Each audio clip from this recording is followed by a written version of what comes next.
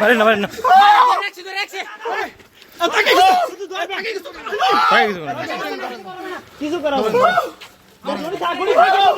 আস্তে ওনাকে রেস্ট দেন।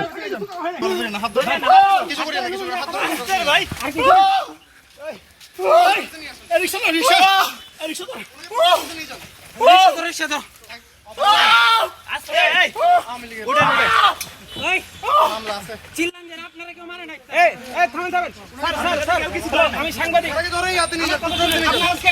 আপনি পরীক্ষা শেষ হয় নাই, 12টা বাজছে, আপনি কেন বের হলেন? আপনাকে কোন এখতিয়ারে বের হয়েছেন? আপনি আপনার 12টা পর্যন্ত পরীক্ষা ছিল।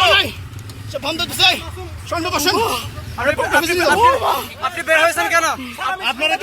বের হয়েছেন কেন? আপনারা জানেন চট্টগ্রাম বিশ্ববিদ্যালয়ে বেশ কিছু শিক্ষক জুলাই গণহত্যার সাথে জড়িত ছিল এবং এর ইতিপূর্বেও আওয়ামী লীগ আমলে প্রচুর নির্যাতনের সাথে জড়িত ছিল এবং ছাত্রলীগকে ডিরেক্টলি সহায়তা দিত। তার মধ্যে অন্যতম হচ্ছে চট্টগ্রাম বিশ্ববিদ্যালয় আইন অনুষদের সহকারী অধ্যাপক জনাব হাসান মোহাম্মদ রোমান শুভ, যাকে আমরা আসলে স্যার বলতেই আসলে আমাদের কষ্ট হচ্ছে, কারণ আওয়ামী লীগ আমলে তার যেই ফিরিস্তি, তার যে অপরাধের লিস্ট সেটা বলে শেষ করা যাবে না।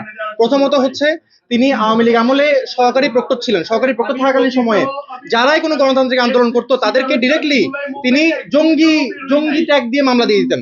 তাদের মধ্যে একজন, আমি নাম সহ বলতে পারবো, আইন অনুষদের একজন শিক্ষার্থী জোবায়ের ভাই নাম, উনি ডিরেক্টলি সহকারী পক্ষ থাকা অবস্থায় উনি ডিরেক্টলি মামলা দিয়ে উনি ডিরেক্ট তাকে জঙ্গি ট্যাগ দিয়ে মামলা দিয়েছে। জঙ্গি ট্যাগ, আপনি ভাবতে পারেন একটা শিক্ষার্থী জঙ্গি ট্যাগ দিয়ে মামলা দিয়েছে।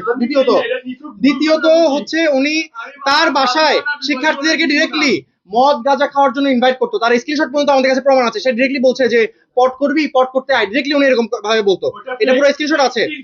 এর পরবর্তী সময়ে 3 নম্বরে আসি, তিনি ডিরেক্টলি আইন অনুষদে ছাত্রলীগের যে তৎকালীন সময়ের ছাত্রলীগের নেতা সাদাফ খান, খালেদ মাসুদ, নাম সহ আমি বলতে পারবো ডিরেক্ট, তাদেরকে আইন অনুষদে ক্যান্টিনে এনে ডিরেক্টলি তাদেরকে বলতো যে কোথায় মারামারি করতে হবে, কোথায় কি যাইতে হবে, কোথায় যেতে হবে।